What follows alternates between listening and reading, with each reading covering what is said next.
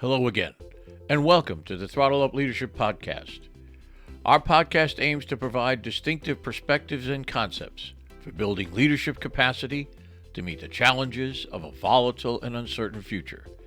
I am Dr. John D'Antico, your host.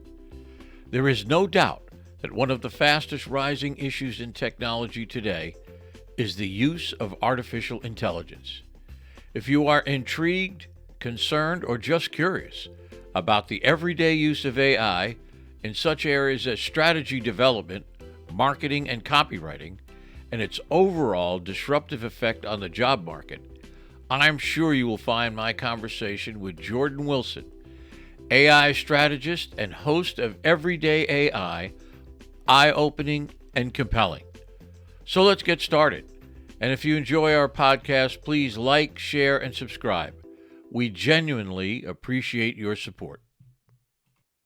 Good day to you and welcome to the Throttle Up Leadership Podcast. I am Dr. John D'Antico, your host. I don't know if there is a hotter, more on the minds of most everyone topic as the use and advances in artificial intelligence. I am pleased to have as my guest today a person who is an expert in the burgeoning field of AI. Jordan Wilson is an AI strategist and host of Everyday AI, a daily live stream podcast and newsletter helping everyday people learn and leverage AI. Previously, he worked with companies like Nike and Jordan Brand before starting his own Chicago-based digital strategy company called Accelerant Agency, one of the fastest growing podcasts in the tech category, regularly ranking as a top 150 podcast out of 89,000 in that category. Hello, Jordan, and welcome. Hey, I'm so excited to be here, Dr. John. Let's talk AI. Let's do it. I'm excited. Okay, great. I have a question. Let's kick it off. I have a question for you. I'd like to just toss it over to you. How would you recommend people start to learn about and use AI in their daily lives? It's probably one of the most important questions. So using it in your daily life is the best step to use it effectively. Because I think what a lot of people do, unfortunately, is they see how other people are using it, and then they just try to mimic and follow what everyone else is doing. So then what happens a lot of times is disaster. It won't work. The way that I use AI in my everyday life is not going to be the same as the way you might use it, benefit from all of these advancements in artificial intelligence. So my best and easiest piece of advice for people is to see where you spend the most time doing manual tasks in your day-to-day life, whatever that may be. It can be reading and replying to emails. It can be researching and writing things on the web. It could be planning your shopping list. There's so many different things, but you have to think on a daily and a weekly basis, where are you spending the most manual time that maybe you'd rather automate? So I'd like to tell people to start there. That's great advice. Do what you do and use it where you do your thing, so to speak. So let me ask you another question. A good deal of information coming from the AI creators centers on assuring it doesn't get out of hand. I'm sure you've seen that. What are some of the considerations people should be aware of when it comes to employing AI?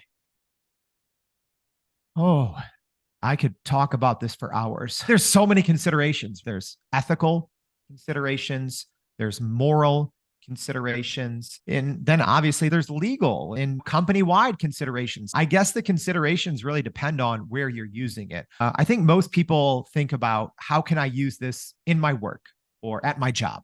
So probably the most important things to consider before doing that are legal. Can you legally use AI in whatever your role is? Because maybe if you're in the financial sector or the medical sector, you might be actually breaking some laws if you're using AI from top to bottom, because, there's sensitive information out there. And sometimes people aren't overly careful when they start to use AI and they're just trying to put in every part of their day. And that's not necessarily a responsible way to use AI. So yeah, considerations are all over the place. But I think first you have to look at the legal side. You have to look at the ethical and moral piece as well. Then you have to look you have to also look at governance. Like, how are we going to not control its usage, but how are we going to look after it and make sure that we can create a plan and stick to it as a department, as a company, as an organization? So many considerations before you really start to use it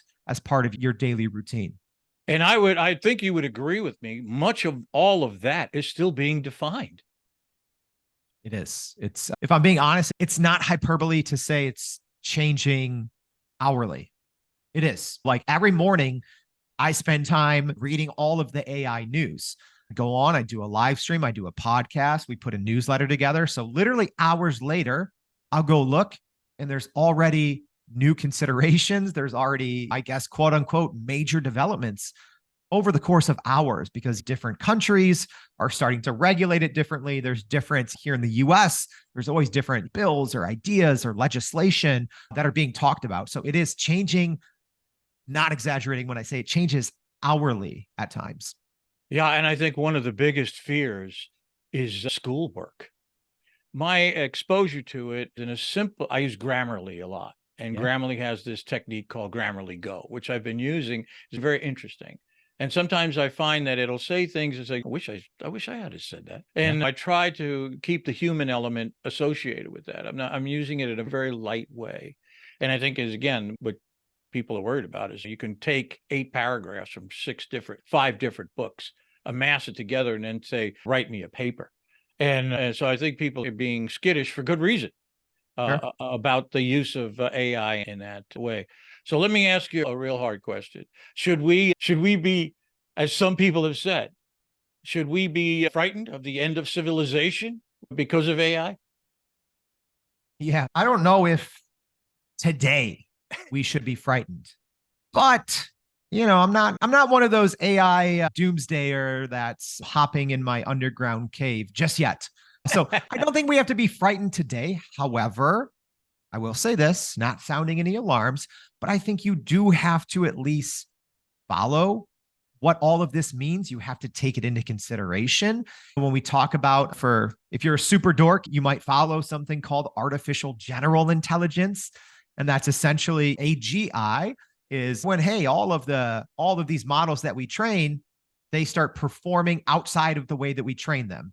And they start creating their own languages. But I think we're already starting to see some of that happen. So there's already practical examples of where AIs are starting to learn new things and to create new things that they were never programmed to. So it is a real consideration.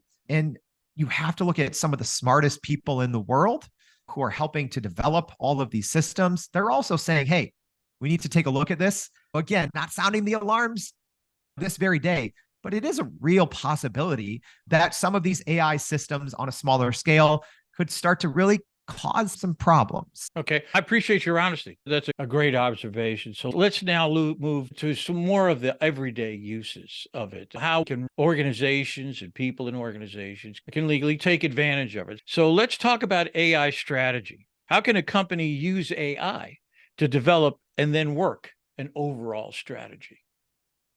Wow. That is a great question. I hope I can follow it up with a decent answer. I'm sure you can. I'll say this before you start anywhere. So whether you're the CEO of the company or you're newer there, governance is so important. And I always want to put that out there before you jump in and you do all these different things. You also have to understand what information about your company is already out there on the internet and what information should not be. Because in these different AI tools, and I'm just going to use ChatGPT as an example because I think it's probably the most popular. So you can upload files to ChatGPT and talk with those files essentially. But are you going to want to upload your company's financial information? Probably not. So once you upload it, that it's not public information at that point, but you lose a layer of privacy to that data because OpenAI does say, hey, we use your data to train our models. So it's not like you're publicizing it, but you have to find that balance between getting the most out of an AI tool with also protecting what's important to your organization.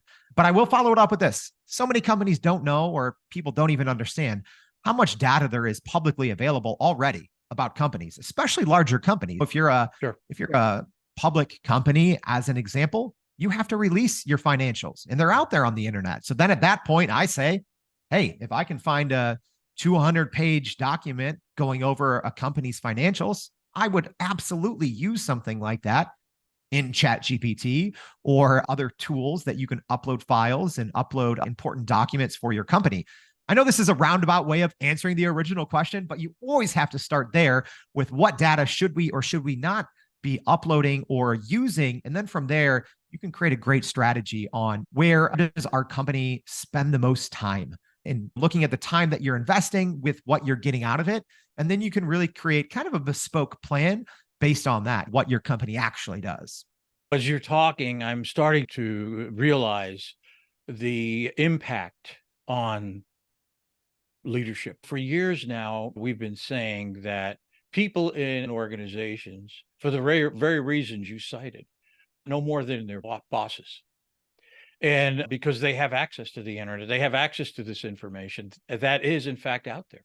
And what it signals to me is that the power of each individual employee using AI is going to grow even more. I'd like to hear your reflection on that idea.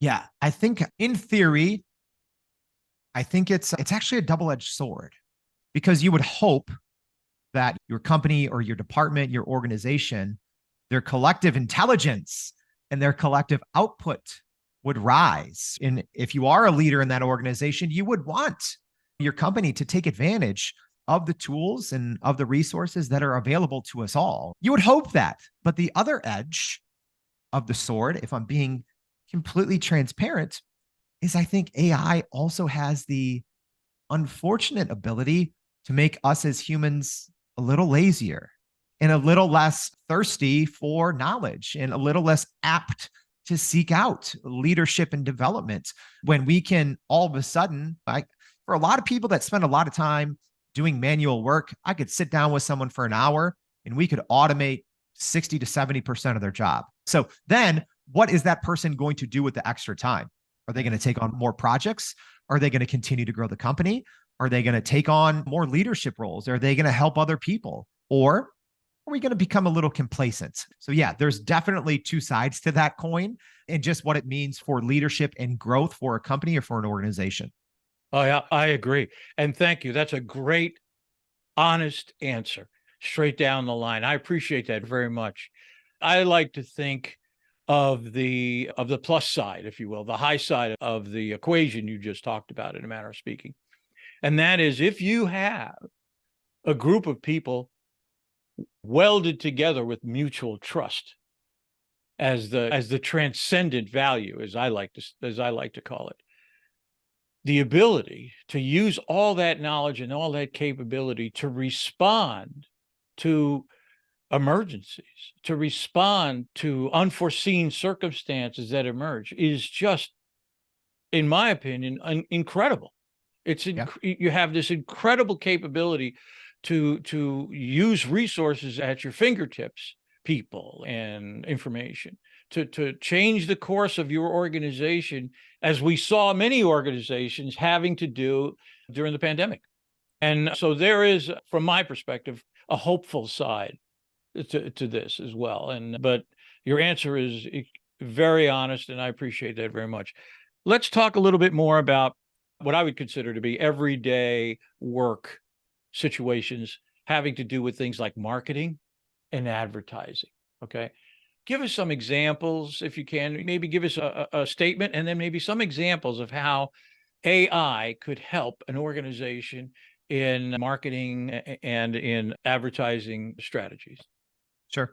I think if you look at all of the different functions across an organization, I think marketing, advertising, communications, branding, so those related industries, those related kind of verticals are the most ripe for easy but impactful AI work to be done. Here's the reason. People actually had a whole podcast episode about this earlier this week about how AI is remarkably creative. People think, oh, When you talk about potential job loss and all these things, they say, okay, AI can never be empathetic like a human, and AI can never be creative like a human.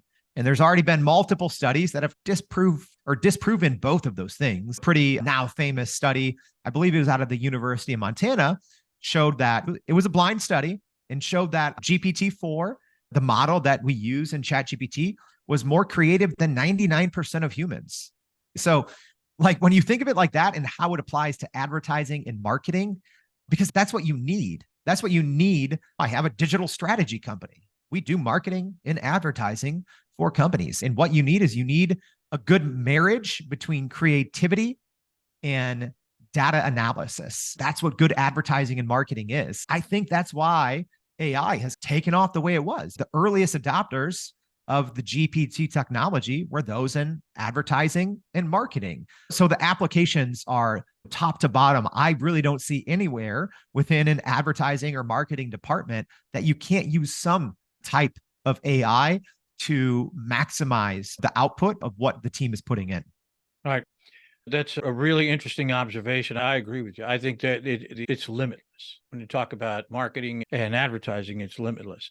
The other day, I had this notification come across my computer screen talking about the use of AI to predict how long an employee may stay with a particular company. And I was very intrigued by that. Additionally, how AI, I'm sure, is now figuring into the software programs that screen potential candidates to join an organization. Do you have any reflections on that, Jordan? Yeah, I think at larger companies, they've already been using this technology for a while. So we talk about AI and it's in the headlines now. So there's more coverage about it, but large HR companies have been using this sort of deep learning AI technology to talk about employee churn. They've been using it for years. I think why people are starting to talk about it now and why we're seeing news stories now is it's more accessible now for companies of all sizes. You don't have to be a Fortune 100 company now to be able to use predictive analytics to see when is this employee going to quit or when will this employee potentially get fired. That's been around for a long time, but now it's those types of softwares and AI powered solutions are more accessible to the everyday company. I agree. How about let's talk about copywriting for a minute. I think it may be obvious to you and to many people how AI can really support and do copywriting and aid people in creating copywriting. Why don't you talk about that for a couple of minutes? Yeah. I'm going to come with a very hot take for you. I hope this is good. And I'll do a very quick story. I spent about, 7-ish years as a full-time journalist. So that's my background. I've been getting paid to write now for 20 years in some way or shape or form. I've been getting paid to write for 2 decades. Won some awards. I was a Pulitzer Fellow.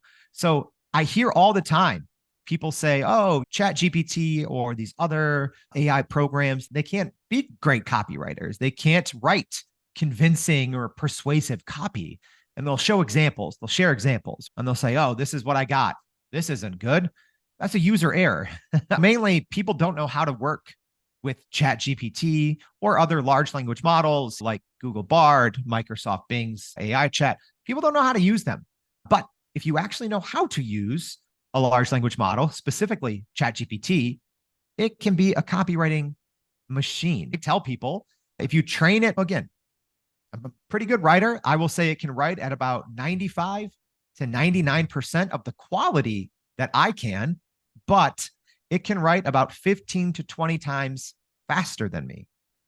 So again, my writing level as a copywriter is probably higher than most other people, unless they are copywriters themselves. So if I can say that as someone that has won national writing awards, that I've been getting paid to write for 20 years, if I can say, hey, yeah, ChatGPT can write as good as me, but 20 times faster, I think hopefully your listeners will hear that and say, okay, yeah, these AI programs can be great copywriters. I'm curious about one thing. You were obviously very successful as a journalist. And as you said, you've been paid to write for 20 years. What was it about AI in particular that drew you to that industry? You're saying like what about AI drew me to focus on AI a little more? Yeah, that's Yeah. what I'm saying. It's broad applications. And I also think my wife always teases me. She's, you were born 15 years too late. But at the same time, I'm always trying to look forward. So when I look forward in my career, let me just give a quick breakdown of different skills or different mediums I've learned. So obviously, writing. I've had so many photography published, videography, website design, graphic design, branding, strategy, analytics, all of these different things. I've worked in and out of different industries for 20 years. AI can all do those things better than me now. So as soon as the technology started to catch up, that's when I started to shift my focus and to say, I'm going to start helping people learn and understand AI because, yes, we talked earlier, there's obviously great things and great benefits and great applications for AI that will help humanity. But the other side of that is there will also be significant job loss. So I am literally, I don't charge people to take our courses. Our newsletter's free. We bring experts on our show that people can talk to and ask questions.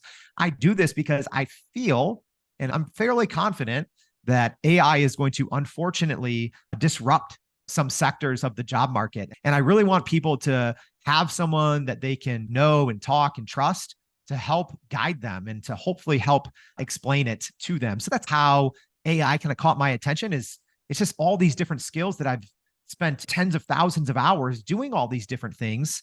I could see AI could do them better. So it was worth it for me to shift my focus and to now start helping people. Like, hey, yeah, I've been writing for 20 years. Give me 20 minutes and you can probably get to 80%, 90% of where I'm at just by sitting down with me, and I can teach you how to use AI. Great. That's great. We're getting close to the end of our session here, and I'd like to ask you the question I normally ask my guests, and that is simply this. If you had a magic wand and you could change one thing, you could wave it and do something magnificent with it, what would it be?